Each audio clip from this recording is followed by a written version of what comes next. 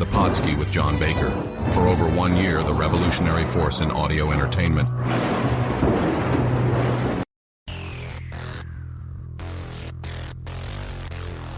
Oh, yeah! Brother, Let me talk to you! Freak out, freak out! I just had an out-of-body experience! The insane in the membrane! Brother! Yeah! And I'm here for only one reason, and that's to take it to the limit, yeah! Somebody stop the damn man! I'm living on the edge. Who is your daddy?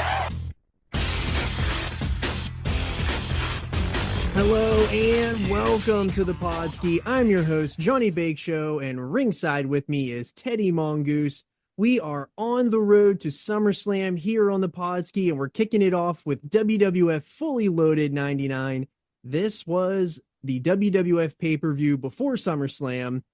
We have a great show for you here today. Let us know in the comments what you think of Fully Loaded. We'd love to interact with you.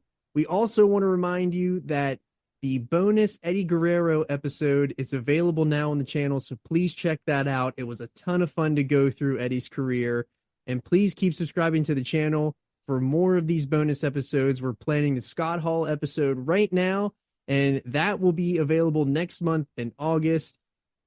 But Teddy, we got away from our 1999 timeline for a few weeks here on the show. We started with the Sables Lawsuit and we finished with King of the Ring 99. Is there any update that we need here to kick us off on the road to Fully Loaded? Yeah, actually, before we go forward, we're going to step back just a second. So as a quick reminder, King of the Ring 99 major results. Billy Gunn wins the tournament. The Undertaker defeats The Rock. And then Vince and Shane beat Stone Cold in a ladder match for full control of the WWF. So coming out of the show, as treacherous as it may have been to watch, there are some major threads that are going to then carry through this show and even into SummerSlam later on. So King of the Ring did an estimated 1.13 buy rate, which is up year over year in buys by 440,000. But it was the same buy rate. And if you remember, we went through the difference between number of buys and buy rate before. Basically, this means that more people now have access to pay-per-view in 99 than they did in 98. And that goes with the whole satellite. I don't know if we're a digital cable yet. We might be, but certainly the satellite revolution, we can now click to buy as opposed to going and getting the boxes. So that would explain that. So the company's gross from that show would be $5.67 million. It is a huge success, and that show nearly tripled the buy rate of the WCW Great American Bash 2 weeks earlier. So big time show, but we're not done talking about it just yet. Before we go on, source material for this episode is going to be from the July 5th through August 2nd Observer newsletters. John, would you please, aside from those main storylines that I went through, give us what we have from the backstage reports from the show? First, in the Kane and Big Show match, there was an error with the finish. Dave said there was a spot where Kane held a choke literally forever, and we talked about that on the show. It was so awkward. Yes, forever and ever did he hold that choke. Big Show was supposed to get up, but was looking for a cue, which either didn't come or did, and he didn't see it, but both guys lost, sat there and panicked, and it was impromptu and the not good impromptu from there. So that gives some context, at least, because we literally said, what are they doing? And they were literally just looking to figure out what to do next. Yeah, so they just figured, I'm just gonna choke you out for another 2 minutes. Dave also reports that the timing problems with the show were because 3 matches ended well short of their given time, 2 of which were X-Pac and Road Dogg, which was really short, and X-Pac versus Billy Gunn. And we mentioned this on that King of the Ring show in the archives as well, that they had so much time to kill. It was like a really short show. I'm not going to complain about it, but it was short. Yeah, runtime was like 2 hours and 37 minutes, something like that. And all the tournament matches were 90 seconds. Yeah. Like we were through all the tournament basically within the first hour of the show. When it was time for the main event, it was only 9:57. Despite their best efforts to stall, and even with video packages and intros, the match would have had to go 40 minutes to fill all of the time. They thought better of that idea, and thus the short runtime for the show. Goose, what do you have for WWF Business? So before I get into that, funny that when Vince and Shane are the two workers that are working, they think better of it. Whereas, if Vince was sitting in Gorilla, it would have been, you're going another 35 minutes, damn it. Do you know what I'm saying? Like, absolutely would have done that. Yep, that is hilarious. How the things change whenever he's the one with stakes in it. Okay, man. So June business, we are at average attendance for this month, June 1999, is 12,216 people per show, up 27.7% from June 1998. That was 9.5 thousand people per show. It's actually even up from May 99, which was 11.4 thousand per show. The average gate is $293,176 per show. This is up 63.4% from 1998. And it is up about $15,000 from May of 99. So again, business is booming right here. It really is. Percentage of house shows sold out in June 99 is 64.7%. And that is up from 46.7% in June of 98. However, it is down from 80% in May of 99. So month to month, down in sellouts, but the gates are way up. So they might be hip to the game here, and they might be increasing ticket prices as we go along. Can't blame them, honestly. No. And the other thing is our Monday night ratings in June of 99, the average Monday night rating is 6.54. That's pretty big. That is insane. That that is up. Yep. That is up from 4.51 in June of 98. And it is actually slightly down from May, which had a 6.84 average rating. That one skewed a little bit by the Owen show because that one did a monster number. But regardless, 6.54 and then 6.84 in back-to-back months is insanity. Should be noted for those gate numbers that they do not include overseas numbers. So in case there was any tours in between, those wouldn't be factored into the gates or sold out houses, anything like that. I wonder if the difference between May and June and even July, like there's a huge difference in like the drop there with in attendance and viewership because of vacations. That could be a thing. I didn't even think about that, but you're absolutely right. I told you before that Meltzer wrote in one of these 99 or 2004 observers. It was one of these earlier ones where the excuse, quote unquote, had come out about daylight savings time. And he was like, oh, no way. That's nothing. And it's something like, he's come the whole way around to be like, oh, yes, this is totally a thing. And so you very well may be right, is that people are busier during these times. And especially school's out, even though they're so hot at the time, if you're not home, and especially at this point in time, you might not have a television at the hotel or one with cable or one with USA or whatever. So yeah, that's a very valid thing. Good job by you on that one. So moving on from business, our first draft idea of a card for Fully Loaded is, and this is from the July 5th Wrestling Observer newsletter, Austin versus The Undertaker in a first blood match for the title. So we knew that one was coming. Chyna and Billy Gunn versus Road Dogg and X-Pac. Kane, which Dave notes, turning heel and rejoining The Undertaker versus The Big Show. Possibly the Acolytes versus the Hardy Boys. And this is speculation at this point, as neither have cemented opponents. Triple H versus The Rock. Shamrock versus Steve Blackman in a gimmick match that will be determined later. Test versus Joey Abs, who recently debuted on one of the Raws with the Mean Street Posse. And Midian versus D'Lo Brown in a European title match. And my last note here is relating to business. The WWF must really be feeling themselves at this time. They put tickets on sale for a Raw show scheduled for October 11th at the Georgia Dome. So this would be the first time the WWF would appear in the Atlanta market in about 8 years. So not only are they coming to Atlanta, they're coming to the big house. And they sold 19,000 plus tickets for a shade over $548,000 on the first day tickets went on sale. And that first weekend, they were over 21,000 sold. They're making money, man. They're making a statement in WCW territory. You got that right. And since we're running through all of this, I'm sure that that'll be a show that we talk about later on our road to Survivor Series or whatever else that might be.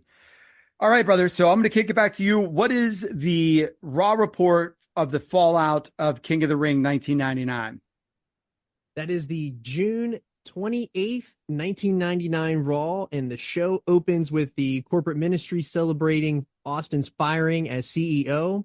McMahon said Austin would become a prelim guy as a part of the ring crew, but Austin gets one over on him as his last move as CEO before losing the match was signing himself to a WWF title match later that night on Raw, and also he gave himself a new big contract. That's so funny, dude.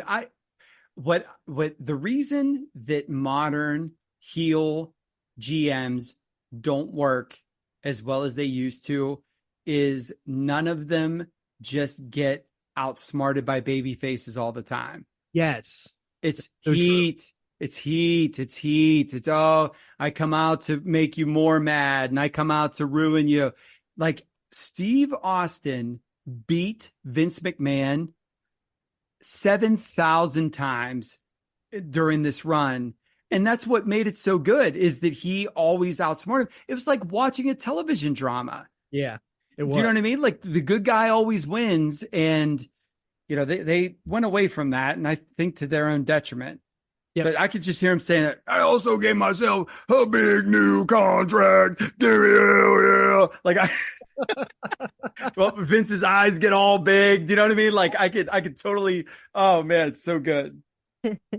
Boss Man comes out and hugged the McMahons, so the angle with him being booted from the corporate ministry appears to have been gone. Blackman beat Shamrock in the King of the Ring rematch by assaulting him with a stick until he bled heavily out of his mouth again. Yeah. Triple H and China came out and complained that Road Dogg and X-Pac are basically stealing their DX money. Tripp said he's putting China and Billy together to take down Road Dogg and X-Pac. Beaver cleavage has officially been wiped already, as he is now Chaz and his quote-unquote mom is now his girlfriend. T's and P's to the guy that his segments were so bad we wouldn't even cover on our reports leading up to this. Oh, yeah, we couldn't even cover them. No. They showed Test kissing Stephanie, and then Test gets beat down by the Mean Street Posse. Good friend of the show, Bob Holly, beat Kane in less than 2 minutes after Big Show chokeslammed Kane. Kane then got up and chokeslammed Bob Holly 4 times. Just straight into the mat, man. The Rock beat Triple H via disqualification in a match that went less than 2 minutes when Billy Gunn hit Rock with a club. Nice little foreshadow right there. That is a little Freddy foreshadowing we got there. Draws and Albert are now a thing. They tried to pierce the mouth of one of Godfather's ladies after he lost to Edge, and Edge made the save on her.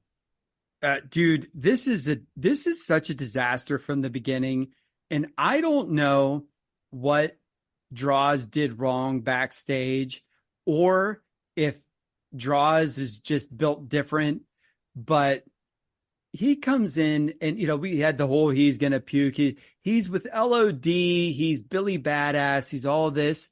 And now him and Albert are this piercing duo. And we won't cover it because it isn't worth our or your as a listener's time. Nope. But there's a thing where they lose to the Godfather and then they have to come out as one of the Godfather's ladies. Like, and they do it in full getup, full gimmick. They work a evening gown match where, Enough. And the worst thing is Draws has to do all this stuff, and the poor guy becomes paraplegic like 3 months later. Yep. Oh my. Yeah, like you think about your glory days wrestling. What a shame. Yeah, what a shame. Bradshaw pinned Billy Gunn to get his tag title back after some interference.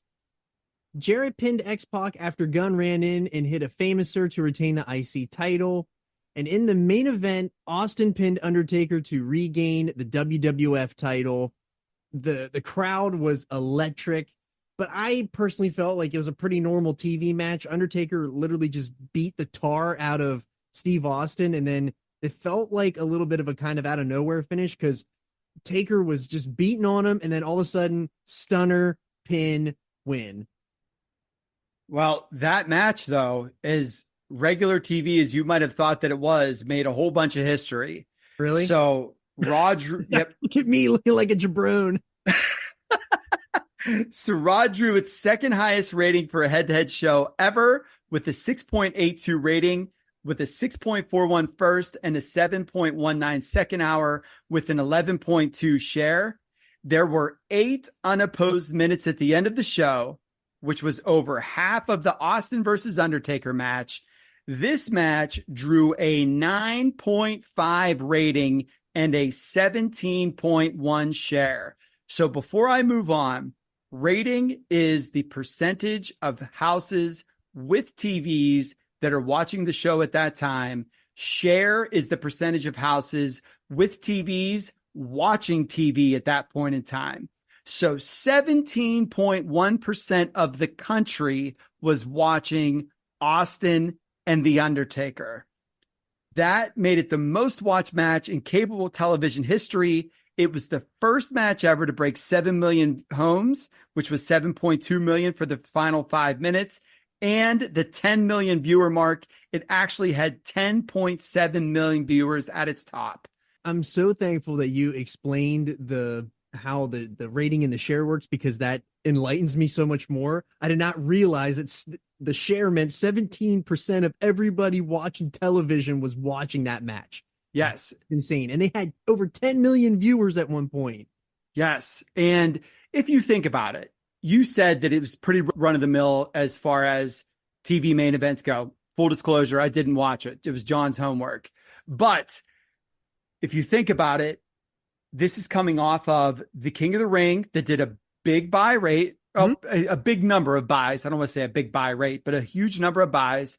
So all these people thought that Austin's out, or, he lost, what's going to happen. So if they would have tuned in at the beginning of the show, or have heard, because at this point in time, we're still calling people on the telephone to say, hey, Austin and Undertaker tonight, you better check this out. And then worst thing is for Nitro, they didn't have an overrun. So they literally got, word of mouth, I suppose. And everybody tuned in to see Austin win the title. And dude, it's awesome. Like it's really awesome. It is really awesome. So what else you got from this week in WWF history?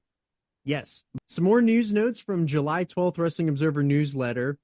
Vince got hog wild. He cracked his tailbone after a motorcycle accident on July 4th in Greenwich, Connecticut.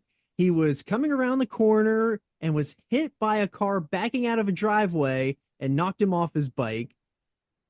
He was at Raw producing the show the next day and was in the office on July 6th. This would explain the wheelchair and the crutches on upcoming televisions. That hashtag, that's so Vince. That is to get in a motorcycle accident, break your tailbone, and then be there in Gorilla. Yeah. Jim Ross probably thought, oh man, at least I'm going to have me some fun on Monday. Nope. Not quite. There are potential changes coming to Sunday Night Heat in late August.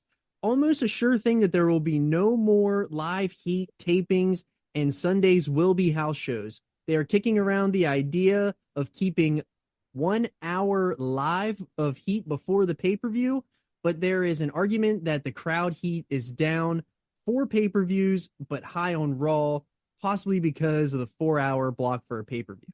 We'll find out later that 4-hour block and 3-hour block. And none of it means anything whenever networks come calling and saying, give me them 3 hours of Raw, baby. Yeah.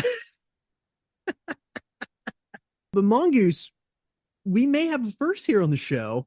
Can you give us a rundown of what happened on Sunday Night Heat the week after Austin won the title? I would be happy to. So for your Heat report, Test gets attacked by the Mead Street Posse to defeat Jeff Jarrett via DQ. So we're keeping that storyline going. Mm-hmm. We then had Bob Hawley come out and challenging anyone in the back that's at least 6'6" and 400 pounds. Oh my God. Enter Big Vis. So Vis comes out and instantly gets hit in the head with a chair by Bob Hawley. Oh my. Kane then comes down and chokeslams Bob Hawley. The Big Show runs in, and then the Undertaker joins the party and has a stare down with Kane. He then uses ghost devil powers to convince Kane to rejoin him. So they are now a unit. Austin then accepts Taker's challenge for a first blood match. And Vince says that if Undertaker wins, Austin will never get a title shot. If Austin wins, Vince will step away for good. So that is Sunday Night Heat. John, give me Monday Night Raw. July 5th Raw. Before the show, in a dark match, this is a really cool nugget. Kurt Angle won his match with a torture rack, dropped into a Death Valley driver for his finisher. This would have been a brand new signature move for the American audience. And that's awesome. Yeah, really cool. The show highlights the Hardys won the tag titles after P.S. Hayes gave Matt a cane and he belted Bradshaw with it. Godfather beat Gangrel, and Gangrel and Edge started shoving each other in a post-match angle. Al Snow pinned D'Lo in a hardcore title match. Chyna filed a police report that X-Pac and Road Dogg vandalized her car and demanded they get arrested. Test and Joey Abs went to a no contest after the Mean Street Posse did a run-in to beat down Test, and Shane made Stephanie watch the punishment. Road Dogg and Val Venus went to a no contest after Road Dogg and X-Pac were arrested mid-match. What a finish. Imagine calling a spot and you got the cuffs just slapped on your wrist. What a finish. Can't finish it because we're arrested. It should have been a count out, right? It should have been. They should have just done a count out. Yeah. Thank you. Give yourself the book, damn it. There was a handicap match with Kane beating Big Show and Bob Holly after Undertaker interference led to Kane chokeslamming and pinning Bob Holly. In the post-match, the yet unnamed Brothers of Destruction double suplex Big Show and then bloody him with a chair shot.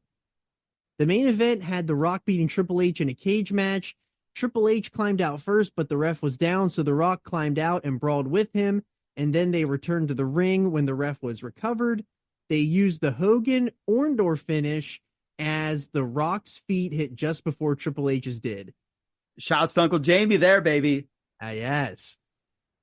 Post-match, Billy Gunn hit The Rock with a famouser, and he and Triple H left him laying as the show went off the air. So, Goose, that was the July 5th Raw report. Can you give us the updated, fully loaded card after this Raw show? Yeah, so our fully loaded update after this TV, we are at 6 matches. We have Austin versus Taker in the first blood match, where if Austin loses, he can never challenge for the title again. And this match is being billed as, quote, the end of an era. We have scheduled The Rock versus Triple H versus Mankind in a triple threat match. We have Big Show versus Kane, which may be an Inferno match being kicked around at the time.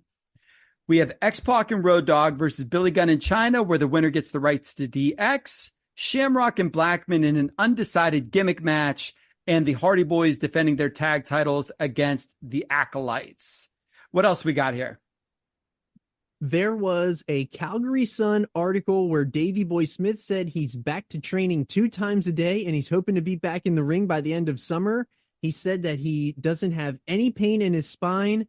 but he has been telling people that he won't be able to take any suplexes. Check out the No Mercy show, No Mercy 99. We go into all of Davey's injury and everything else, and we will cover more of his road to recovery and his little comeback here with the WWF in upcoming months. So we're going to fast forward to the next week in our timeline. We're on the July 19th Observer newsletter for some news and nuggets. The first thing is the tag title match has been changed to a 3-on-2 with Michael P.S. Hayes teaming with the Hardy Boys. And the little fun fact here, Michael Hayes is actually the same age as Sting and younger than Lex Luger. There's no that you have to be ribbing me right now. No. It is incredible because if you think about who was on top of WCW cards at that time and how much of a complete geezer P.S. Hayes looks like. Dude, Bad Street Atlanta GA's been dead for years. He's out there strutting and gutting, trying to get into a handicap match, and Sting is literally the icon. Yes. And Luger's older than him. And, you know, he might not have been the best worker, but God, he was carved out of granite. I mean, there was that. So I thought that was very noteworthy. That is the nugget. That is the nugget I was not prepared for. So Mick Foley will not be ready for the triple threat. So The Rock and Triple H are going to do a singles match. The winner's going to get a title shot at SummerSlam. And Dave Meltzer speculates, forecasts even, that Triple H is the favorite to win the title match at SummerSlam, and having Jesse Ventura, rumored to be the referee for the match, there is to give him the rub to hopefully put him over the top as a headliner. And I can't wait to cover that rundown and then that match. And we're going to have to do the night after too. That's going to be a lot of fun. I can't wait. That's one of my favorite Triple H moments. So we then have Shamrock and Blackman is earmarked to be a Lion's Den match at the time. All right. And the July Autograph Collectors magazine published an article that buried Sable for a recent appearance where she was alleged to have a very poor attitude, even refusing to take off sunglasses for photos with fans. So not being held in very high regards in the public eye right now. In other Sable news, her lawsuit was transferred from the U.S. District Court in Bridgeport, Connecticut to Hartford, and we'll get back to that in a little bit. But before we do, our next week's Raw report, John. Yes, this is the July 12th Raw, and the show opened with an Austin promo. Vince comes out in a wheelchair, and while the two argue, the Undertaker runs in and hits Austin with the belt. Austin is busted open. Vince hands Taker a pen. Taker drips it in Austin's blood, and the contract is signed. And this Vince is in the wheelchairs because he had that motorcycle accident, so they're still doing it here a week later, so that still checks out too. Dave notes that this is one of, if not the first time that this angle was ever done on national television, with the blood being dipped in, with the pen being dipped in the blood and then signing a contract with it. Edge and Gangrel ended in a double countout when the two left the ring and Gangrel threw Edge into a pit surrounded by fire. Straight to hell. Yep. Where'd you send him? Hell. Yep. Guys, we need to talk to Edge. Where's he at? Hell. Yeah. I wonder if he ever came back. What if he didn't? We've been looking for Edge all these years. He's just down there. He's in Louisville. Or where the show is. Back to the show. X-Pac and Road Dogg buried the Fink for stooging them off to the cops. Jarrett and Deborah came out. She looks pissed at him. Austin then comes down, stunned Jarrett, challenged Taker to a no rules match, and Jarrett started doing a promo, so Austin came back out and stunned him again. So before we cut you off here, before we talk about this, isn't it hilarious that they were giving it to the Fink when I believe all the Fink did was just to announce who was in the match? Yeah. So like all the cops had to do was just listen to who was coming. So I don't know if that was the reason why or what, but for God's sake, I hope that it was. You shouldn't have said our names because then they knew who we were. So are you familiar, John, with the Jarrett and Austin heat at this point in time? No. Okay. So there's a reason that not only does Austin come out, and this segment's so good, man, where he stuns them and Jarrett picks the microphone up. It's sort of reminiscent of the Bugs Bunny vampire cartoon where you go, hocus, poker, abracadabra. And then he keeps the bat turning from a vampire to a bat where the block's falling on him. So Austin keeps murdering Jarrett with all these stunners. And the reason why is that Jarrett was, I don't want to say, of course he would have wanted to, but he was, I guess, brainstormed or pitched to be working a program with Austin. And Austin was like, no effing way, dude. This ain't happening. And the reason why was that when Austin was working for Jeff's dad, Jerry's notorious for like not paying people well. And Austin took that very personally, and Jeff was his son. And so Austin hated Jeff and hated Jerry for payoffs and things that he felt that he was owed and he was deserved. And so he always looked at Jeff as basically like this Nepo baby. And so they pitched him with the idea. And not only did he say no, he went out there and he stunned that mother bleeper left, right, and sideways for weeks just to bury him 10 feet deep. And that was the cause of it. Ah, okay. Well, that makes sense now. Yeah, they did a Stone Cold sessions later on. Like, the hatchet has since been buried. But when you had top guy energy Austin and they came to him with that idea, he gave it double birds, man. And not only that, he just came out there and wrecked shop with stunners on Jeff Jarrett for weeks. Rock, X-Pac, and Road Dogg beat Triple H, Billy Gunn in China after The Rock pinned Billy Gunn with the people's elbow. A doctor told Mark Henry he couldn't wrestle because his blood pressure is too high, so he and D'Lo couldn't wrestle the Acolytes. The Acolytes then came out still wanting a fight. So here comes Big Shot Bob. The Acolytes proceeded to beat the tar out of him. I do love that, man. I do. It's cringe, but it's kind of endearing. Yeah. So the thing with this is that I went and read the Observer from this week, and Dave noted that the angle with them saying his blood pressure was high was weird. Come to find out, in the 726 issue, it's reported that Henry's taken a lot of heat backstage because he weighed in at 400 pounds. And the company prefers him at 340, but wants him down to at least 350. So they are literally publicly shaming the man right now. Jeez. Like that. Yeah. That thing with your blood pressure's too high is, hey, fatty, sit down. And we're going to tell everybody that this is why you can't work. So yeah, they literally worked into a shoot there. They also want D'Lo at 250. D'Lo at the last weigh-in was 7 pounds over that. So, he's sort of in the middle, but yeah, Mark Henry's catching a little bit of heat. Steph buried Joey Abs for being a loser that she didn't want to date. Later on, it's revealed that Joey and Stephanie dated in the past. It's also revealed that Stephanie and Tess went on a blind date this weekend, although they both very much know what each other looks like, so there's that. Tess then does a Mean Street Gauntlet where he beat Pete Gas and Rodney both in less than a minute. Tess was beating down Joey Abs when Shane ran out. Tess beat on him, and then Steve Blackman ran in.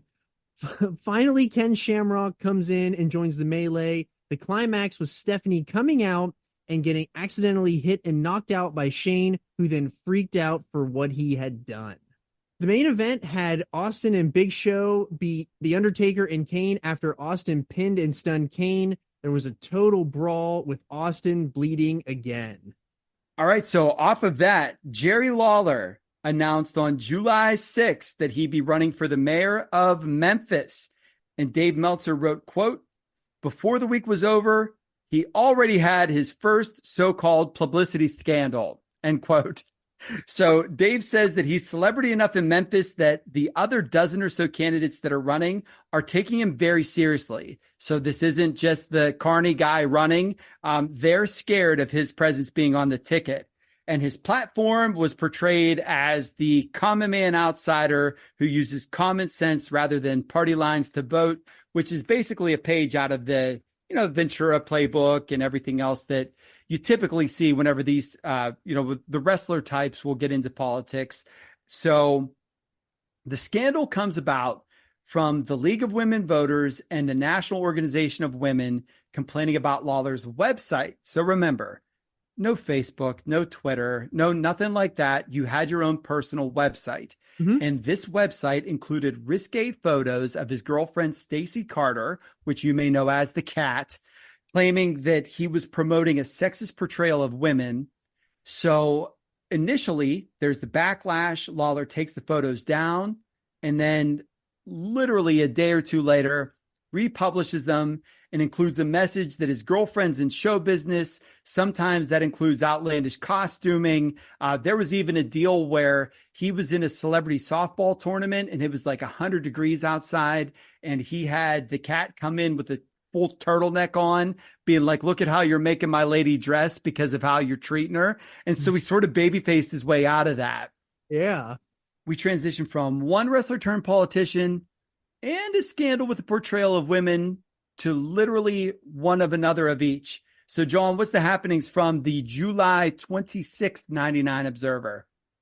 The big story from that Observer is that Jesse Ventura has officially announced that he will work SummerSlam as the special guest referee and do promotion for the show.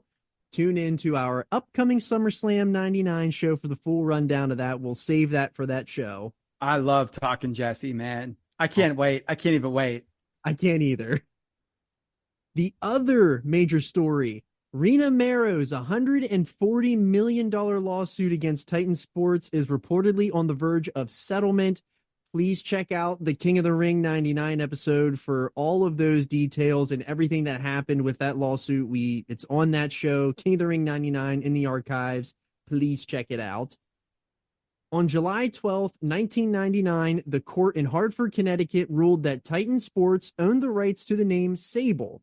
Titan moved to have this particular ruling first before a jury trial. This was the major element of the suit, as Mero wanted to keep her name to use for the marketing of her $850,000 deal with Playboy, as well as other future endeavors. Because of the ruling, settlement talks were highly accelerated, with the actual issue being worked out potentially for the financial details of how the split was going to be for the Playboy deal, since she was already being billed as Sable in her promos and they were being sent out by the magazine. Other factors of discussion would have been the terms of her and Mark's release and future merchandise revenue, with the idea that both sides will save as much face publicly as possible. The suit was officially settled on July 22nd, with both sides agreeing as one of the terms to say nothing further public about the subject, nor discuss the terms of the settlement. So that is the way that they're going to save face, is they're going to keep quiet. It should be noted, though, that before the settlement was finalized, McMahon appeared on Entertainment Tonight and insinuated that Mero would not receive any money. They did get a response statement from her on the show that indicated McMahon wasn't telling the whole truth, even though that wasn't sure what the truth was that she was referring to. The known outcomes from the settlement do include the Mero's release from WWE being the same as the original offer. So Mark can go to WCW immediately, but Rena cannot work in wrestling until August 2001, when her deal expires. Other than that, everything is sealed. And I take you into my second Sunday Night Heat report. They say lightning doesn't strike twice. They don't listen to the Podski. Before I even start here, you realize that we are running through major main event angles on Sunday Night Heat. Yeah. Like, we literally need to talk about it. Yeah, I know. Man, that is something. This is like the early days of Rampage. Right. That's great. That's a great point. Give Christian beats Kenny Omega on night one, and Lee Moriarty beats Wheeler Yuta last Friday. So this show starts with Taker calling out Kane and saying that they are absolutely a unit together. And you know how that usually works out, right? Yep. Billy Gunn and China attacked Road Dogg with a chain after Dogg was DQ'd in a match with Jeff Jarrett. X-Pac then makes the save. So we're just doing the running game back and forth here. X-Pac beats Bob Holly via disqualification after a chair shot. Absolutely. So Big Shot Bob took his with the steel once again. So Kane then arrives, chokeslams Bob Holly. Big Show then runs in to chokeslam Kane, which then leads to The Undertaker coming out to help Kane. Show then chokeslams X-Pac and then carries Holly to the back like a beaten damsel. Oh my gosh. We have Draws and Albert beating the Acolytes due to the Acolytes being distracted by the Hardy Boys. And brother, if the Acolytes are going to do the job to the Piercing Bros, you know they're winning the championships. Yep. Like this writing is completely on the wall. During this match, the Godfather and Venus were also fighting outside the ring with the Hardy Boys. That'll lead to something later. And then we have Big Show and Triple H ending in a no contest when The Undertaker and Kane attack Big Show. So think about that, dude. Sunday Night Heat, main event, Triple H and Big Show ends in a no contest when Big Show is attacked by the Taker and Kane. Insanity. That is insanity. That's really hard to think about because Heat ended up being just a nothing happening show. And that's the Heat I remember. Yep. The most skippable hour on television. Yes. What's the Raw report, brother? Go home showtime. Yes. The go home episode of Raw was July 19th, 1999. The first segment is the corporate ministry promo, and it ends with Undertaker and Triple H brawling. McMahon sets up a match between the two, with the winner getting Austin on Sunday. Austin then comes out with the blood donor truck, check the shorts that is on the channel, and says that someone is donating blood before the night is over. Road Dogg and China have a collar match, and it ends in a no contest when Billy Gunn ran in and hung Dogg over the ropes. That's all Billy Gunn does in this era. He just runs in and just ruins matches. That's absolutely it, man. You wonder why things don't work. Stephanie is backstage with Tess. She is summoned by Shane. Tess begs her not to go, but she does. Shane wants her to date Joey Abs. Joey touched her hair and she slapped him. The Hardys won a 4-way tag over Godfather and Val Venus, Albert and Draws, and the Acolytes. Jarrett beat Christian in an IC title match. Edge comes out post-match, beats on Jarrett, and Jarrett gets a bloodbath.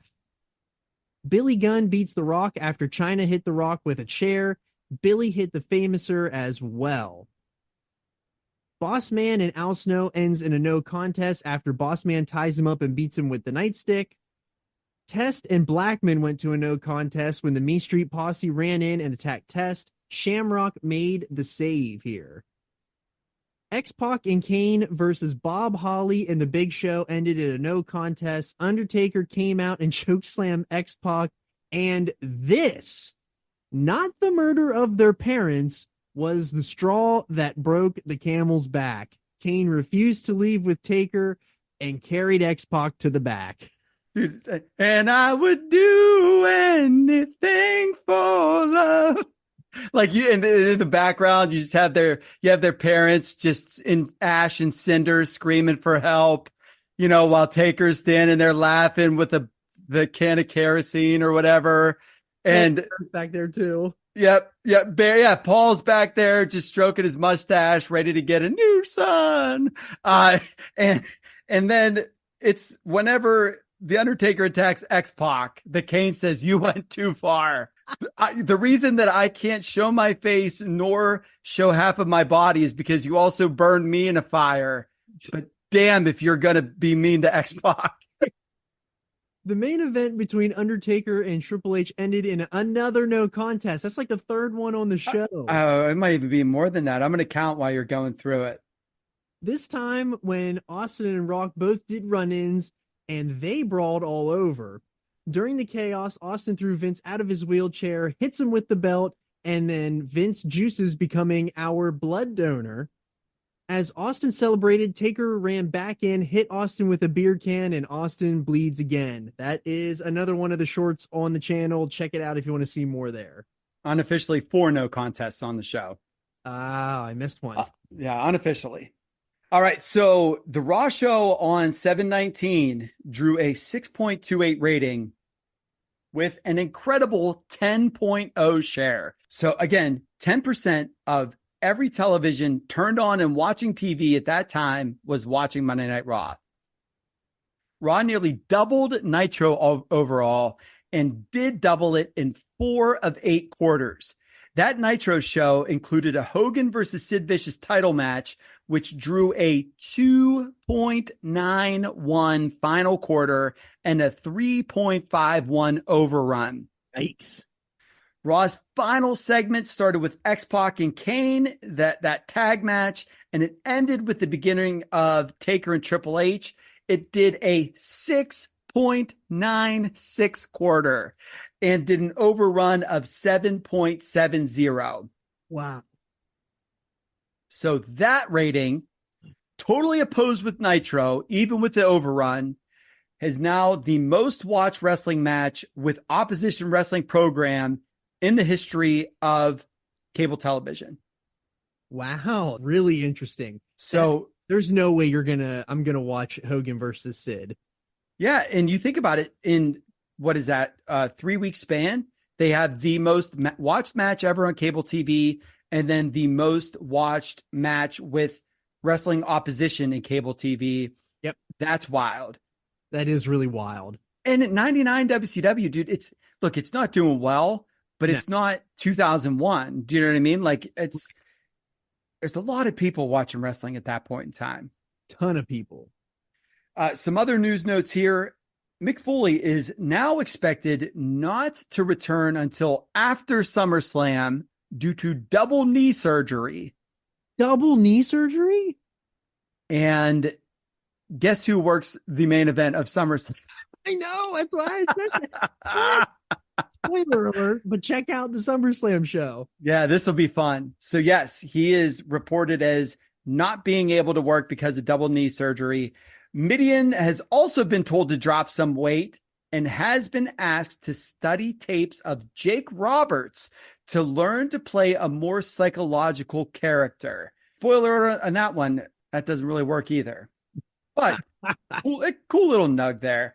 All right, brother. What else you got? So our last little bit of big news before we get to Fully Loaded here. Nicole Bass, Shannon Hall, Ryan Shamrock, and Goldust are all gone from the WWF. Bass was officially given her notice. Meltzer said he believed that she just signed a contract, but claimed that she could earn $15,000 to $20,000 per month doing "quote unquote" apartment wrestling, which is a huge increase over what she earns in WWE. Dave also notes that the company was unhappy with her lack of improvement in the ring, and there was fear that fans would want to see her versus China, which was not a program they were interested in. Shannon Hall was a former American Gladiator who was also a fitness contestant and boxer, among other things. She was brought to WWF when there were talks about an all-women's TV show, and the company was looking to expand its women's division. That idea has since been discarded, and there were no programs or other plans for her. Goldust has been out due to back problems. He and Terry Reynolds are divorcing, and with her signing a new deal, the company thought that she was the more marketable of the two. Dave said he is not sure how serious this is, but he insists the person who told him this was very serious. That Dustin had suggested to Vince that he would get implants in his chest and he would have the operation filmed for TV as a way to take Goldust to a new level. McMahon didn't want to go in that direction, and Dustin felt the company wasn't giving him a chance to reach his potential. And that has literally been confirmed, as crazy as that is. Literally confirmed. That is insane. And in reading that, like, Dave's literally like, don't take this serious, but the person who told me was dead serious. Because how do you report a wrestling guy wants breast implants in 1999? I don't even know what to say. Like, talk about living the gimmick, brother. Yeah, going all the way. Lastly, Ryan Shamrock wouldn't sign a contract offered to her as she was only 20 and didn't want to make a long-term commitment to the WWF. All right, Goose, we are here at the main event. That is all of the news leading up to Fully Loaded 1999. So let's kick it to you to give us the rundown. All right, so WWF Fully Loaded 1999 took place on July 25th, 1999, in front of a sold-out Buffalo Marine Midland Arena. That is now the Key Arena for people that do not know. Show drew 16,605 fans, 15,194 of which were paid, and that was a gate of $547,380. The show also did another $102,000 in merchandise. The show, from Observer Readers poll, got a 70.8% thumbs up, 10.2% thumbs down, and a 19% thumbs in the middle. The best match was Steve Austin versus The Undertaker. Worst match was The Big Show versus Kane. And Dave Meltzer says, in what was probably the best pro wrestling pay-per-view show in 3 months, it was the end of an era as Vince McMahon has to leave the company that his grandfather founded. Well, forgetting the stipulation no doubt will be worked into a clever return of McMahon, it was largely an entertaining show with better than average wrestling, the expected great production, and strong storylines. I really do agree with what Dave said. This is probably the best pay-per-view that we've seen post WrestleMania. I don't even think WrestleMania was that good, but this is for sure a better pay-per-view than what we've been seeing, especially better than King of the Ring, because King of the Ring sucked. Yeah, I'll tell you what, man, when it started, I thought it was good. In the middle, I was mad that you even chose to talk about it. Yeah. But by the end, that main event was so awesome. And I seriously feel like this is so high of a thumbs up because that main event was that good. Yeah. I love that main event, man. Yep. I totally agree with you. We kick off the show with a look at what had just taken place on Sunday Night Heat. There are two memorable moments of this episode of Heat. One being that the Triple H interview with JR, where he says that he is the game and he doesn't need help and he's going to go to SummerSlam and all that. That happened on that Heat. And we also get Undertaker attacking Steve Austin, busting him wide open. And this is really big because, as we mentioned, the main event is a first blood match, and Austin is already bleeding before the show starts. The additional stipulations to the main event are that if Austin loses, he cannot challenge for the WWF title ever again. And if Undertaker loses, Vince must leave WWF TV for good. So, Teddy, will you give us a quick rundown on what else happened on this show? And who said lightning couldn't strike thrice? Here is your Sunday Night Heat rundown. So we start with Val Venus pinning Joey Abs. And you wonder why we don't review Monday Night Heat on this show. During this match, Rodney and Pete Gas were wiped out by Test. Test tried to Pillmanize Abs' ankle, but then the posse came back with chairs for the save. In the second match, Godfather pinned Meat. We then have Triple H do his, quote, "Here I come world," end quote, interview. He didn't say that. That's my own words. Basically saying that he was held down by management after the curtain call in 96. Blaming JR and others in management for squashing his 96 planned King of the Ring run. The funny thing with this is that he brings all of that up, and I feel like everything worked out pretty well with the person they had replace him to win the King of the Ring. Who's counting there? But John, are you familiar with the curtain call? I am familiar with the curtain call. Okay. Please enlighten our listeners if they are not. I gotcha. And that's what I was going to say. If you weren't, I was happy to, full disclosure, John, and I didn't talk about this before we went, but just in case, if you are not familiar, the curtain call was an incident at Madison Square Garden right before Scott Hall and Kevin Nash were leaving for WCW. The top of the card had Nash and Michaels in a cage. After the show, Michaels beats Kevin Nash. He's laying in the ring. And then he gets up and Nash is a heel.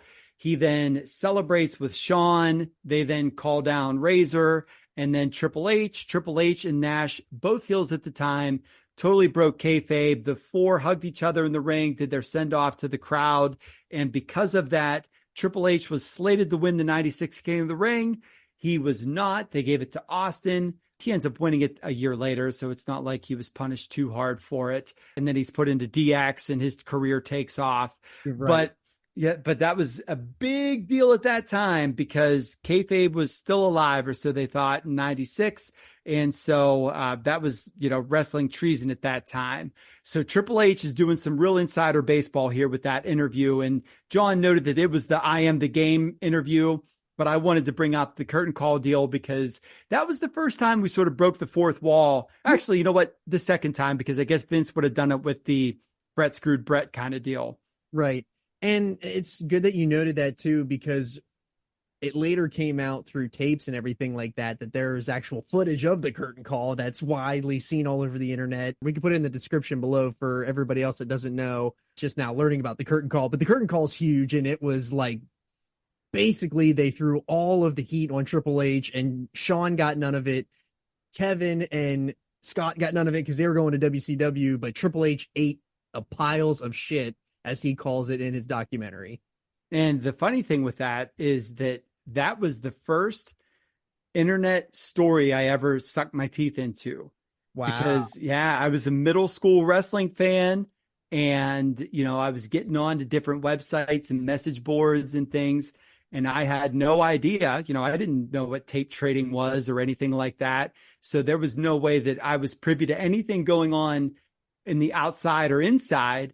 And I saw this curtain call deal, and I found out, and I was so into the curtain call and the screw job and all that. It was my first, digging that I did as a, 8th grader or whatever at that point in time, going to Angel Fire websites and lordofpain.net and all that other stuff.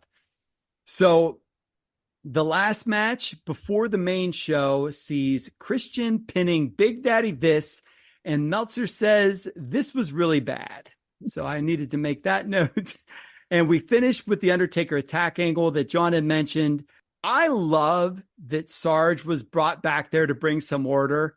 This is going off the rails. Who do we need Sergeant Slaughter. Yeah. And then they cut over to Vince standing there with his crutches. And dude, I died. He looked so happy. Yeah. Just standing there with some crutches on. So it was perfect. All right, brother. That was heat. Take us into the main show. Yes, we have Michael Cole backstage with Vince and Shane asking if they had anything to do with Undertaker's attack. Vince guarantees that Austin will not be champion again. And we go into our first match, which is Edge versus Jeff Jarrett for the Intercontinental title. Edge was your newly crowned IC champion from last night's house show, and he's putting that title on the line against Jeff Jarrett. Jeff actually got a pretty big little Podski here, but it was clearly all for Deborah when you see what Deborah's wearing. The first thing I wrote was, for the love of God, what is Deborah wearing? Nothing, basically. Yeah, green. Some green. The answer is some green. Yeah. Edge went for the spear, but was thrown out of the ring by Jarrett. The lights go out, and the Brood music plays. The lights come back on, and Gangrel is on the floor with the bloodbath that had missed, and Edge is wagging his finger at the failed attempt. Jarrett attacked Edge from behind. Deborah then tried to distract Edge on the apron with her puppies. Edge was then knocked into Deborah. She falls off the apron. Edge then turned around to help her and realized what he had done, but Gangrel then hung Edge off the apron. Jarrett rolls up Edge and regains his IC title. Yeah, I wrote the wrestling for this match was actually good. It was very good. I just couldn't take Lawler being there with a scantily clothed Deborah at ringside. I couldn't handle it. He just wears it out, man. He can't let it die. There was a good thing here. There was a shirtless man in the crowd that stood up with a sign that said, quote, "Hire me, damn it." I thought that was awesome, that he didn't even have a shirt on. He was showing the goods. JR probably said, "Need to eat some chicken breast, do some more workouts." What was your shot on 40 time? Her. Dave said about this match, Edge won the title as a surprise the night before in Toronto. Shamrock's flight arrived late, so Edge, who had already worked in the opener, was put in as a sub, and they gave him the title in his hometown. The initial plan was for Edge to win, but have it announced afterwards that he's not the champion because the match was booked with Shamrock. However, sometime between Edge going to the ring, which that's what he thought the finish was, and the finish, that changed. And so Jack Lanza came out, said Jarrett was the champion. The ref then overrules it. Crowd goes insane. Edge kept the title for a night. Dave gave the match 3 stars. Wow, that's actually pretty cool. We get a camera cut back to Austin getting stitched up as he barges out of the medical room and he struts that ass to the ring. He stuns Jarrett, grabs the mic and says he's going to find Undertaker. So they both start the main event with stitches. And now we have the Acolytes versus the Hardy Boys and P.S. Hayes for the tag titles. I just love that we get the little P.S. Hayes interview before the match, and he says he took the Hardys from curtain jerkers to champions, and tonight he's going to lead by example. So you can only imagine what's going to happen here. Yeah, and the first thing I wrote was, man, the Hardys and P.S. Hayes are going to wrestle this match and go and drink all the Jack and Cokes at the bar after the show. Going out shirts, baby. Yep. The brawling starts at the ring, and the crowd was DEA dead. They were dead after Austin. Oh, they were. And Hayes working and throwing chops in these cargo pants that he bought at Gadzooks. Yeah. Dude, this is something. But we do have some good high spots here. Matt hit a top rope moonsault to the outside, and Jeff hits a flying senton onto Bradshaw as well. The Hardys drop kick Bradshaw for about 30 times in a row until he gets knocked out of the ring, and then they go to work on Farouk. Jeff hit a swanton on Farouk, but he kicks out, and that's when Bradshaw had enough. He yeets Jeff out of the ring, and you can hear it's so quiet in there that you hear a fan go, "Holy shit!" Bradshaw decks Hayes off the apron. The Hardys go for a poetry in motion, but it is countered by Bradshaw with a clothesline from hell, and that looked brutal. Yep. Hayes gets double power slammed, and the Acolytes are your new tag team champions. Yeah, so some things that I wrote down from this were King said that Farouk's arms are bigger than one of Jeff Hardy's legs, and I think that he's right. Like, just looking at Jeff Hardy here, and while Farouk had him in whatever hold that was, I was like, dude, you ain't even lying. Like, I think that you nailed it here. No. There was a point where Matt Hardy hit a twist of fate and got a near fall. And I think at that point in time, he was very much not the legal man. I rewound it and discovered that he is not. JR even brought it up, and we just moved on. Later on, Jeff Hardy goes and then straight up hits a man upside the head with a cane, and there's no disqualification. So the rest discretion is fine, but if it's referee's discretion and we're just going to hit people with canes, why are we even tagging? Like, that's what's annoying, is that I don't care if it's no DQ because now it's 3-on-2. But then why are you standing outside the ring and why are we tagging? It doesn't make any sense. That was sort of my gripe there. And then I wrote, after the Acolytes beat P.S. Hayes, I said, this is blah, but I guess that's why Hayes was in the match. So whatever. Dave said Hayes pretty well teased the heel turn in his pre-match interview. Match started and Bradshaw clotheslined almost all the hair off of the crown of P.S.'s head. The Hardy Boys did great spots in this match and were tremendous, but Hayes and the Acolytes dragged the match down a lot. The match didn't have much heat except for the Hardy spectacular spots. 2 stars. Austin is still searching for Undertaker backstage, but D'Lo is getting interviewed by Kevin Kelly, where he is getting ready for his European title match with Mideon, and that is actually our next match. D'Lo baseball slide kicks and tope suicidas Mideon before Mideon sent him into the ringside steps, turns him inside out in the ring as well. D'Lo did end up getting the crowd back though, because they were still dead here. He got him back whenever he told Mideon to get his ass up, and then he did a 10 count punches. There was a long chin lock by Mideon on D'Lo where he tells the fans to shut up and go to hell. He probably says it 100 times. So if you're watching this with your kids, just mute it or fast forward, whatever you want to do here. Fast forward it. My God, Don't make your kids watch this. D'Lo hits a spinning tornado DDT, the sky high, and then the low down, and he wins the European title. Yeah, I wrote that I don't even understand how this is a pay-per-view match in 1999. Like whenever they first came out, I thought this was rough. And then I wrote the crowd is so dead that Midian saying, ask him, Mike, while he had D'Lo in that long chin lock. Yeah. Dude, it sounded clearer than if he called me on the phone and said it. It was so clear. It was say shut up, and you can hear him say all of this stuff. Yeah. Is clear as day. Yeah, that was something. I also noted the work isn't bad, but post-Nation D'Lo just wasn't the same, and Midian was never it. I did have here that D'Lo got a decent little reaction, especially whenever he had the finish and the frog splash. Somehow we have 3 title changes in 3 matches. Oh, wait, it doesn't end there. Yeah, you got that right. Dave said the European title is basically a spoof on titles to begin with. Unfortunately, this wasn't a spoof on matches. Brown looked in the best shape of his career and came out strong, even doing a tope. But from that point, the match degenerated. Midian is one of those guys because he's big and kind of ugly. They think can be a good heel, but he just doesn't have anything. Match had no heat after the first minute until the boring chant started. 1/4 star.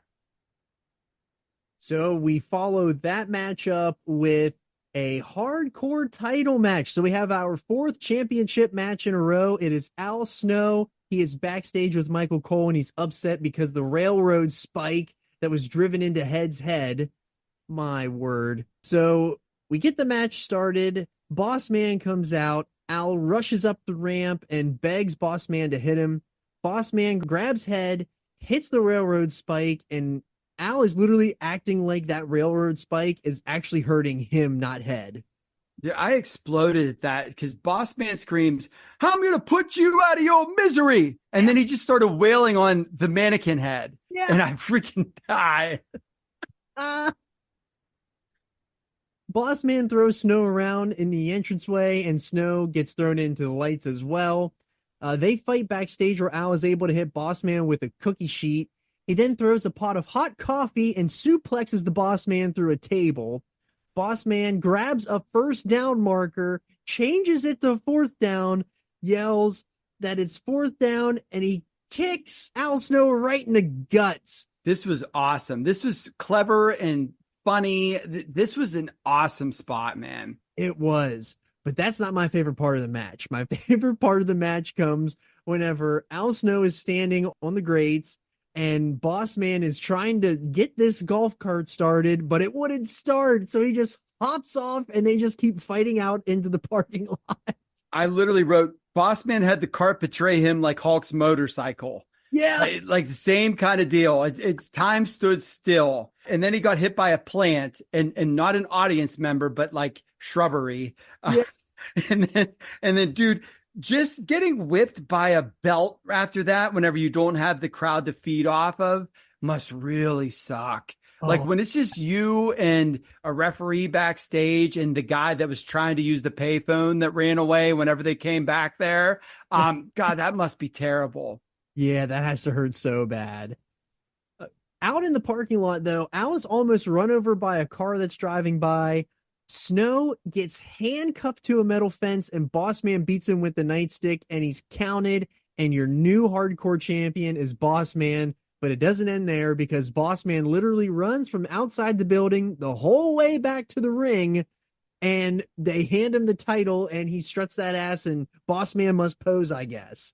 But that's not the first part, and I know you have a major gripe with the ending of this match.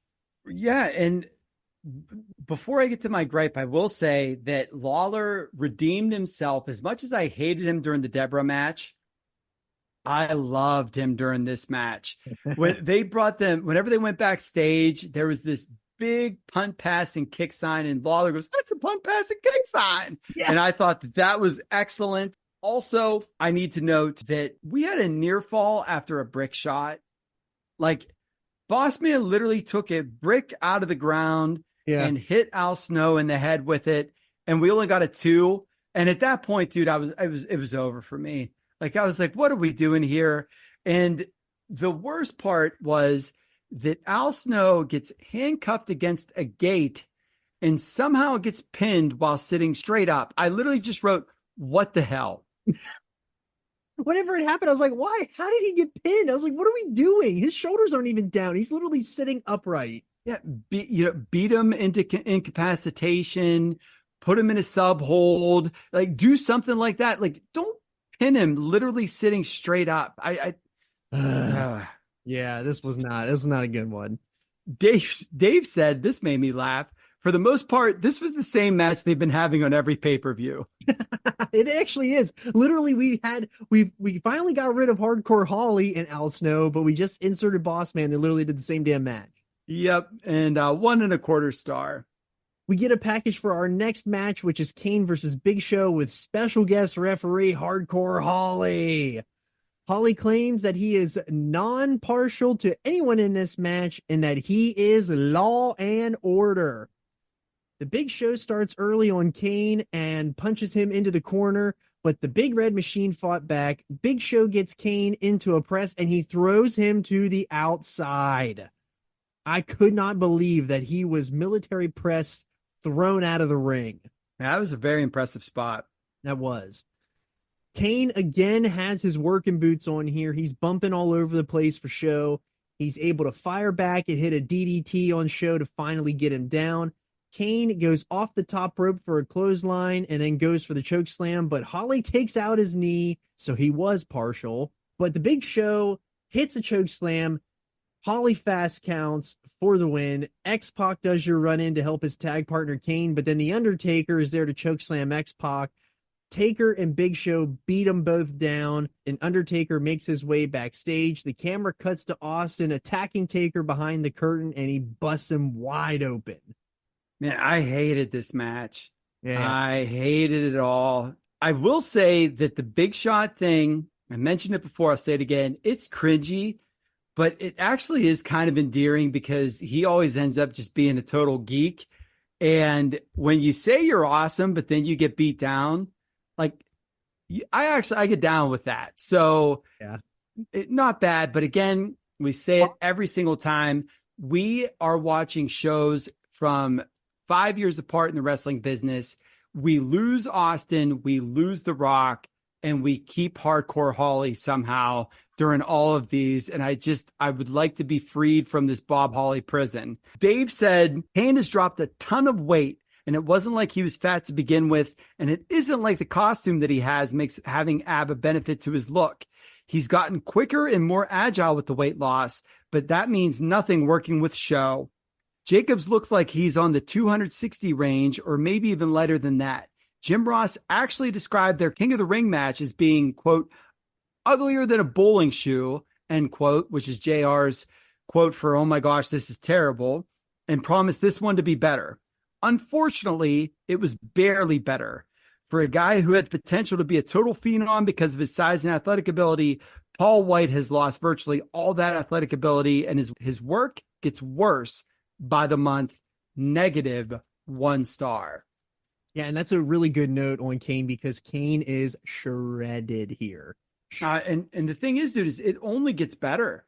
Like, he's at the peak of his powers probably in 2001, but he's a step below Luger here. Next, we have the Iron Circle match with Ken Shamrock and Steve Blackman, and this is the parking lot brawl before Eddie and Cena made it a thing. And this kind of feels a little Fight Club-ishy if I'm like, I got the vibes. That's what the vibes I got from it here. Albert in the bowling shirt popped me so big, man. The guys standing around on the cars were the best part of the match. Mabel literally doing that little lean into the car and just hammering that horn. A horn on a Buick has never been hammered as much as it was that night in Buffalo, man. That horn will never forget that evening. Ken Shamrock gets the win here. He chokes out Blackman. There's really nothing. They just throw each other around on cars, but I was more entertained by the Lumberjacks than I was the actual match.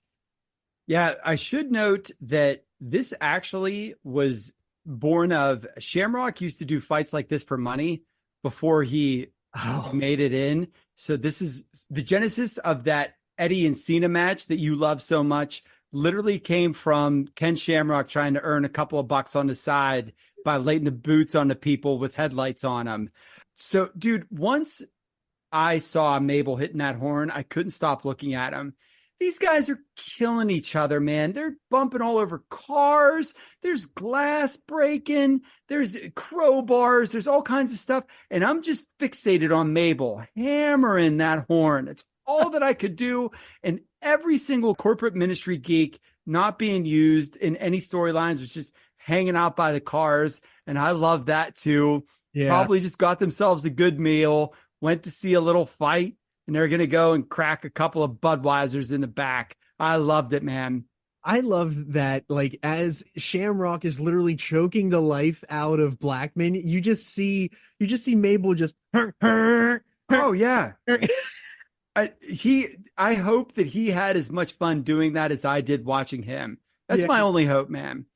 Dave said the undercard wrestlers sat on the hoods of cars watching with the car lights accounting for the lighting. As a concept, it didn't work because it was poorly lit, and it looked more like a bad movie than a real life fight because the shots showed the cameraman right next to the participants, thus removing the quote dangerous end quote aspect of the drama.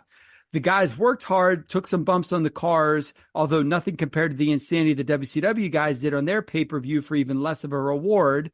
After the Boss Man and Snow match, the last thing they needed on this show was another match that was held outside the arena. 1 star. Dave must have missed Viscera. Yep. Terry Taylor is with a bleeding Undertaker, and he says that a dangerous animal is a hurt animal, and I have to question the dead man on this one. This is back-to-back pay-per-views where he's asking ridiculous questions and saying ridiculous things. Yeah, I got news for you, man. Like, if you're a hurt tiger, I feel like it'd be easier to take you finish you. Yeah. But next we have the fight for DX. It is Road Dogg and X-Pac versus Billy and China. Billy here is in some terrible ass gear. This is the shits. Never wear this gear ever. And if you're listening to this, Billy, I'm sorry to bury you, brother, but that is some dog shit gear. But Road Dogg drop kicks China from behind and knocks Billy off the apron. And Billy got back up on the apron and was knocked down when China hit the ropes immediately after that. So I popped at that. Billy and China do take full control of the match. And Road Dogg is just in there for what feels like forever. X-Pac finally gets tagged in and he hits some back kicks, but then is stun gunned by Billy. China tags in and keeps X-Pac down for what, again, feels like another eternity in one match. China was going for a handspring elbow and was cut off by Pac. Dog and Gunn are both tag in and Dog runs wild. Dog gets the pump handle slam on Billy, and Road Dogg and X-Pac are your winners, and they get to now own DX. Yeah, I thought that this was fine, but like nothing happened that made me want to write anything down. Do you know what I mean? Yeah, they didn't do anything differently. Like it just felt, I just felt like Pac and Dog were in there forever. And it was weird at the beginning because the DX music hit and like people didn't really cheer because they didn't know who was coming out. Yeah. And it was Billy Gunn and China. And then it hit again and then they popped bigger.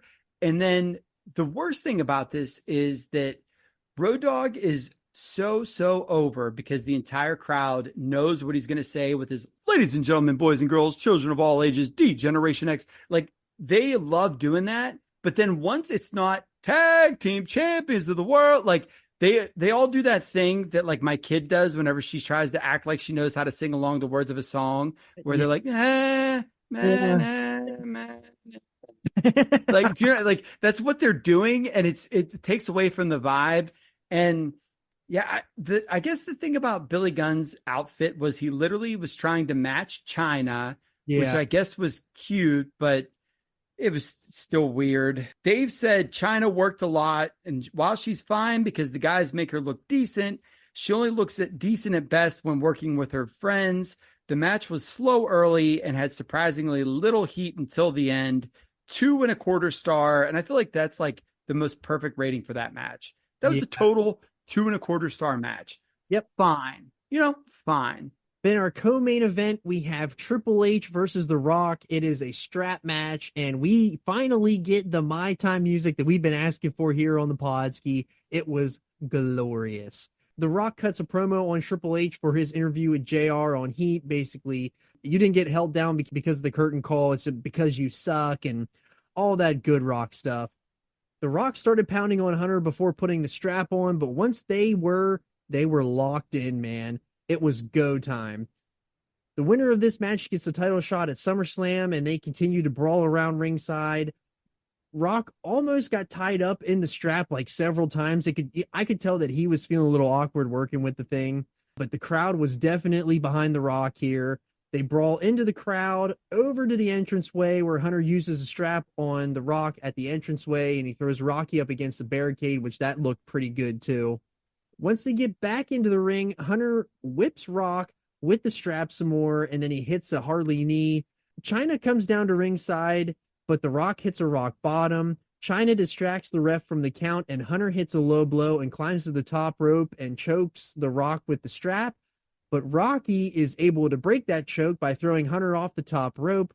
The Rock whips Hunter on the outside, and again, they get back into the ring where the Rock hits a DDT. China distracts the ref again, and we get Billy Gunn running in here, and he hits the Rock with the club, and Triple H goes for the pin, but Rocky kicks out. So we mentioned earlier in one of those Raw reviews about Billy Gunn running in and hitting the Rock with a club. He did it again here in this match. Awesome callback, and that explains that huge pop. The strap is off of Trips' wrist here, and the Rock hits a rock bottom. He goes for the pin, but Billy pulls the Rock out by the dangling strap to break the cover. The Rock hits Billy with a rock bottom, but Triple H is standing there waiting. He hits the Rock with the pedigree, and he wins the match. And he actually there were boos in the crowd for that one. Yeah, I really loved the Rock and Triple H feud in 98. Like, that was one of the things that, like, you look at storylines up and down the card, and I loved Austin, don't get me wrong. But when you had the new iteration of DX the night after Mania, when they added X-Pac and the New Age Outlaws officially, and those guys were doing the skits and all that, and it was DX versus the Nation, and it was the leader of one versus the leader of the other. Mm-hmm. I thought that was just the best, and culminating with that ladder match at SummerSlam 98, seeing these guys going at it again, putting my, time machine back on. I remembered in 98 being like, please, Triple H, just beat this jabron. Like, this guy sucks. Like, you can do this. But then The Rock won me over so much leading up to Survivor Series that I didn't know who I wanted and what I wanted to do. But I really wanted to see what Triple H could do with a chance. And I was one of those people that I wanted him to win this match because I wanted to see, are you going to win the big one or whatever? And I thought that this was great, man. I did. The fact that he said he was going to do it by himself and then needed help is so heel. And I thought that was great. And I thought the match was worked really well. No complaints out of me. I thought this was really good. Dave said The Rock did yet another incredible interview before the match. This was a good match, and Helmsley was noticeably more aggressive than usual, trying to get himself over as a real world title contender, but it was nothing special. The crowd was far more into Rock than Triple H as a star until the last 2 minutes. This didn't have any special level of heat except when The Rock would play the crowd for a reaction, especially considering it was a match with so much, quote, importance. So Dave is not a Triple H believer at this point in time. 3 1/4 star.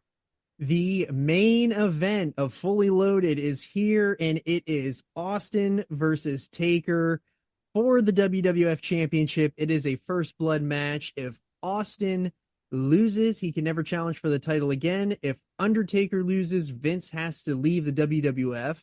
Dude, I love the bum bum bum bum bum bum bum bum bum music before they come out in between. Yes, I love it. And them showing them doing the walkout. Dude, this felt huge. Like, this felt huge. I was in awe at how big of a deal they made this match feel like. They did. It was really good. But they hook it up in the entranceway, and go figure, that's how every Austin match starts here in 99. When Taker slammed the steps in the crowd, it got quiet. and the camera panned to Vince, and it looked like even he was confused at how quiet it was. But Lawler popped me whenever he said, hit him in the head. He kept hitting him in the back of the head. They brawl forever ringside, and when they finally get in, Taker trips over the ref and hangs himself in the ropes, and Austin grabs a chair. The crowd was going bananas. That was such a good tease. I thought that was the end. I thought that's how it was going to end. I know. Shane runs in. He eats the chair shot while Taker gets himself free from the ropes. Austin hits a stunner, and McMahon tries to hit Austin with his crutches. Vince trying to wave that crutch at Austin's feet was so good. He's the greatest. He's a terrible human and an incredible performer. He's the greatest, man. Yeah. That's a hard to say sentence right there.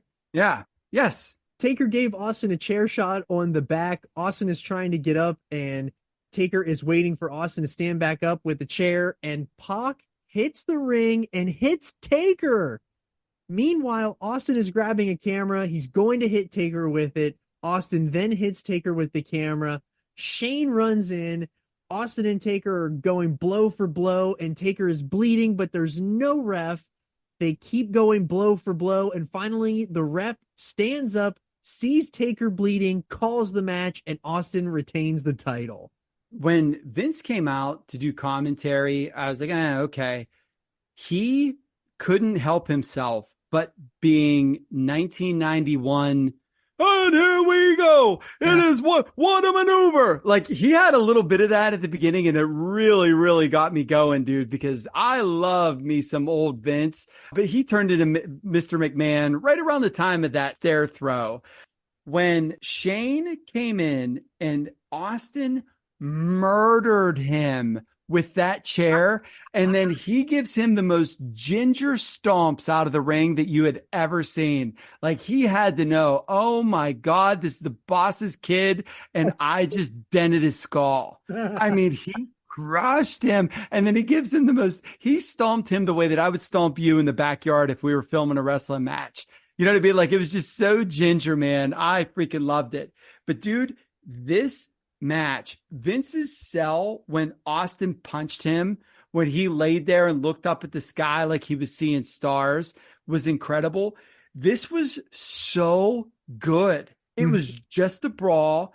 Yep. And I was gobsmacked at how much I loved this. I wouldn't have given this 5, but I would have easily given this like 4.5. Like, I thought this was awesome.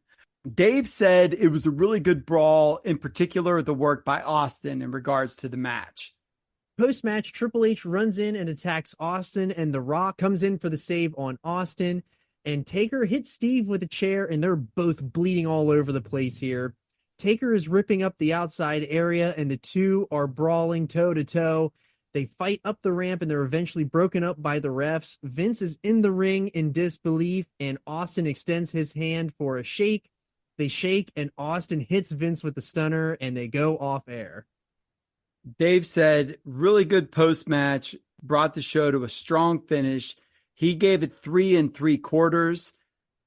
This was so good that it made the rest of the show awesome. Yeah. This was one of those main events that was so good that you'd forget about watching the Kane and Big Show match. Totally agree. But let us know in the comments what you thought of Fully Loaded 99. Coming back with another review next week. We're jumping ahead 5 years to Monday Night Raw with a 60-minute Iron Man match between Triple H and Chris Benoit for the World Heavyweight Championship. I am super excited about this because we are on the road to SummerSlam. We are covering SummerSlam 99 and 2004 here on the Podski. So we are in full SummerSlam swing here. So let us know in the comments what you think about both of those shows. Keep subscribing because we have subscriber rewards. The Eddie Show is live now. Check that out. And get ready for the Scott Hall episode. And while you're here, make sure you're subscribing to the channel because once we get to 1,000, you will unlock the Macho Man episode. Thank you for listening. This was a really good show. We hope you all enjoyed it. Thank you to Teddy for some awesome notes this week. And with that, we will see you next time on the Podski.